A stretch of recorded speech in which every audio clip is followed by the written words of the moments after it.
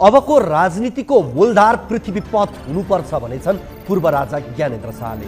सत्तो शराब, गाली गलौज, मानमर्दन र अराजक शैलीमा ओली प्रचण्डहरू जाइ लागिरहेका बेला शाहले भद्र र परिपक्व रूपमा कसैको आलोचना नगरी पूर्व राजा शाहले राष्ट्र निर्माता श्री 5 बडमहाराज धिराजको दिव्य उपदेशलाई नै अबको राज्य सत्ताको मूल मन्त्र हुनुपर्ने उल्लेख गरे।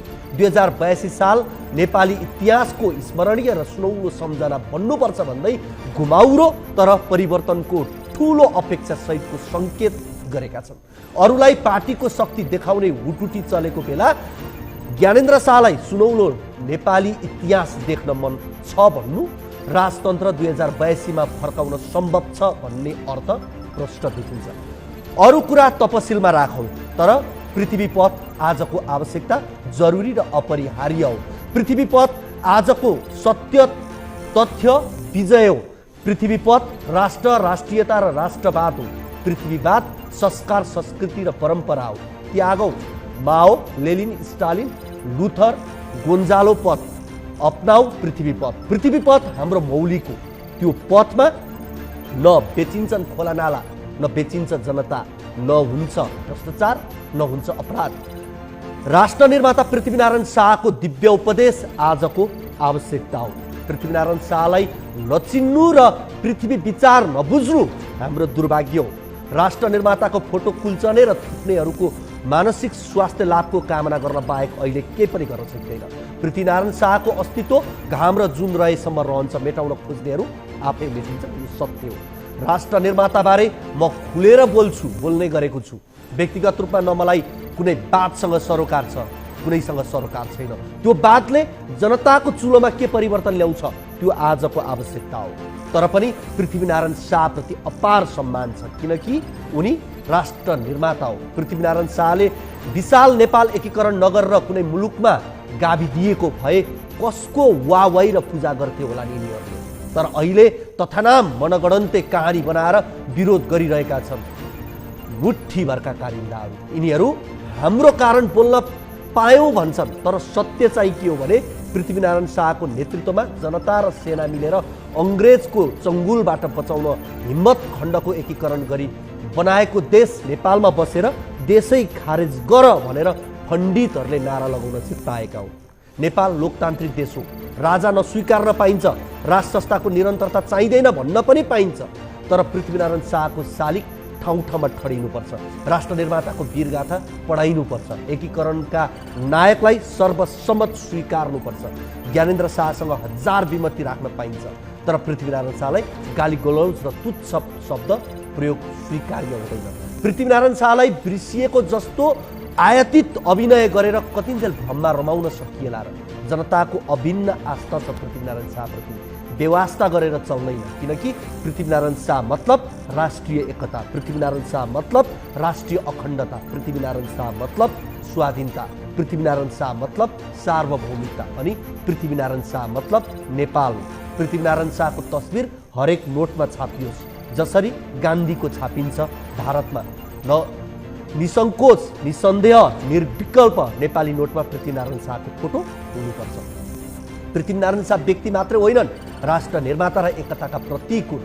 राष्ट्र निर्माता, राष्ट्रपिता पृथ्वीनारायण शाहलाई सम्मान र श्रद्धा गर्दा कसैले राजावादी भन्छन् भने भन्नु केही छैन।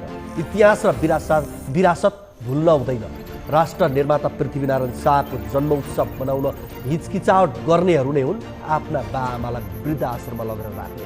नपत्याएती ढुङ्गी विरोधीको घरमा गएर खोज्नु भेटिँदैनन् तिनका बाआमा। पृथ्वीनारायण शाहको शालिगमा उभिएर फोटो खिच्न सकिने, राष्ट्र निर्माता स्वीकार्न नसकिने, पृथ्वीनारायण शाहले एकीकरण गरेको भूमिमा बसेर मार्क्सवाद जिन्दाबाद भन्न सकिने, नेपाल जिन्दाबाद भन्न नसकिने लालच र स्वार्थ नभए के त व्यापारीकरण यसलाई भन्छन्। नेपालसँग कोसौँको सम्बन्ध नभएका मार्क्स, लेनिन र माओको जन्मदिनमा दरदरी आँसु बगाइन्छ।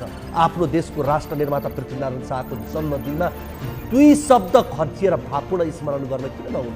संसारभर अधीनत्व जन्माएको शक्तिशाली द ग्रेट ब्रिटेन नेपाल छिर्न सकेको थिएन, कारण पृथ्वीनारायण शाह थिए। आज उनी हुन्थे भने एमसीसी डस्टबिनमा फालिन्थे, बीआरआई भुरेल्लामा मिल्काइन्थे। आफ्ना पौरखको अघि हरेक प्रलोभन मूल्यहीन हुन्छ, तर किस्तीमा पाएकाले यो कुरा कहिले बुझेन। कालापानी र लिपुले साधेको मौनताले स्पष्ट गर्छ कि यी पाखण्डी हो। राष्ट्रियताको मुकुण्ड लगाएर अराष्ट्रिय गतिविधि हुन्छन्। कारिन्दाको फौज नै हो, गुलामी चाहने डफा नै हो। पृथ्वीनारायण शाह हुन्थे भने कर्के नजर हेर्ने हिम्मत हुँदैन थियो विस्तारवादीहरूको। छिमेकीले मान्छे भाडामा लगाउँथे, अब उम्मेदवार उतैबाट पठाउन लागे। यो लेभलको आत्मसमर्पण हेरेर पृथ्वीनारायण शाह दुःख मान्दा हुन्। एमसीसी नाई भन्न नसक्ने, लिपुले हाम्रो भन्न नसक्नेलाई नेपाली मान्न सकिँदैन। यही अराष्ट्रिय तत्त्वबाट पृथ्वीनारायण शाहको विरोध भइरहेको छ। नेपालमा हुँदा पृथ्वीनारायण शाहको शालिगदेखि घृणा, मठमन्दिरदेखि चिटचिटाहट, भारत पुगेपछि गान्धीको शालिगमा माल्यार्पण, चीन पुगेपछि माओको शालिगमा लम्पसार, डबल स्ट्यान्ड अर्थात् दैत चरित्र अर्थात् पाखण्डी। राष्ट्र निर्माताको शालिग देशभर बनोस्, सङ्ग्रहालय देशभर खुलोस्, वीरताको गाथा देशभर पढाइयोस्। विदेशी अमुक व्यक्तिलाई पुजेर माल्यार्पण गरेर आँसु खसाल्नुभन्दा पृथ्वीनारायण शाहलाई आदर्श मान्नु नेपाली राजनीतिक दलहरूले राम्रो हुन्छ। कमसेकम राष्ट्र निर्माणको महत्त्व र राष्ट्रियता बुझिन्छ। बदमासी काम गर्न हिम्मत आउँदैन। विदेशीहरूले हप्की धप्की लप्की लगाउँदा टुलु टुलु हेरेर बस्नु नेपालीको संस्कृतिमा पर्दैन। त्यो पनि पृथ्वीनारायण शाहको कुर्सीमा बसेर। जङ्गबहादुर राणा नै हुन्थे भने पनि एक्सन लिइसक्थे। राष्ट्र निर्माता पृथ्वीनारायण शाहको नाम उच्चारण गर्न लजाउने, किम जोन इनको जन्म जयन्ती धुमधाम मनाउने, यति विघ्न निर्लज्जता र कारिन्दापन्थी त नेपालमै देख्न पाइन्छ। विदेशी व्यक्तिको नाम पुजेर राजनीति गर्नुको अर्थ सिधा सिधा परिचालित कारिन्दा छन् भन्ने बुझिन्छ। त्यस्ता समूहबाट देश सधैँ असुरक्षित रहन्छ। इतिहास बङ्ग्याइन्छ। मार्क्स, लेनिन, माओ, गान्धी, लुथर, किम जोन सबैलाई मान, तर नेपालमा बसेर नेपाली नागरिकता बोकेर पृथ्वीनारायण शाहको अपमान नगर। आकाशमा थुक्नु जस्तै हो। प्रत्येक नेपालीले पृथ्वीनारायण शाहको सम्मानलाई आफ्नो सम्मान मान्नुपर्छ। पृथ्वीनारायण शाहलाई नेपाली ठान्न जरुरी छ। सरकारी कार्यालयमा आलङ्कारिक राष्ट्रपतिको फोटो झुन्ड्याउने हो कि राष्ट्र निर्माता पृथ्वीनारायण शाहको? संसारमा राष्ट्र निर्माताको फोटो झुन्ड्याउने चलन छ, यहाँ चाहिँ किन उल्टो? अन्य देशमा राष्ट्र निर्माताको यसरी अपमान गर्नलाई सिधै देशद्रोही र आतङ्ककारी भनिन्छ। यहाँ त ती पात्रलाई पुजिन्छ। छाडापनको पराकाष्ठ। पृथ्वीनारायण शाह राष्ट्र निर्माणका महानायक हुन्। त्यो पनि स्वाधीन र सार्वभौम सम्पन्न अधिकार भएको मुलुक नेपालको। जम्मा 4 जना रैती, दास, गुलाम र कारिन्दा बाहेक सबैले हृदयदेखि सम्मान गर्ने साझा व्यक्ति हुन् पृथ्वीनारायण शाह। हाम्रा पुर्खालाई गुलामी, शरणार्थी र बदुवा हुनबाट बचाएका एक मात्र व्यक्ति पृथ्वीनारायण शाह हो। यो देशका अहिलेका शासकलाई मन नपर्ने पृथ्वीनारायण शाह मात्रै हो। उनको दरबार, उनको जग्गा त सबैलाई मनपर्छ। पृथ्वीनारायण शाह एकीकरण गर्थे, यिनीहरू विखण्डन गर्छन्। एउटै बनाए सबैको हुन्छ, टुक्रा पारे भाग लगाएर खान पाइन्छ। त्यही भएर सूत्र अवलम्बन गरेका छन्, फुटाउ अनि राज गर।